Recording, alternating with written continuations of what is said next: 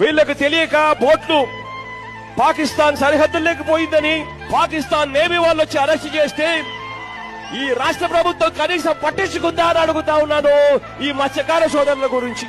ఇవాళ ప్రతి మత్స్యకార సోదరుడికి నేను భరోసా ఇచ్చి చెప్తా ఉన్నా, ఖచ్చితంగా మా రాజ్యసభ సభ్యులను ఇద్దరిని ఇచ్చి ఆ మత్స్యకార సోదరుల కుటుంబ సభ్యులతో పాటు కలిసిపోయేట్టుగా కేంద్ర మంత్రి దగ్గరికి వాళ్ళు వెళ్లి రిప్రజెంట్ చేసి మన వాళ్ళను మళ్ళీ వెనక్కి తిరిగి తీసుకొచ్చేట్టుగా చేస్తామని చెప్పి హామీ ఇస్తా ఉన్నానని చెప్తా ఉన్నా. సార్ మాకు ఇప్పుడు ఊపిరి పోసారు సార్, మాకు జన్మలో మర్చిపోలేను సార్. ఎందుకంటే బ్రతికినంత వరకు మీ సేవ చేసుకుని బ్రతికాను సార్. మాకు ప్రాణం పోసారు సార్.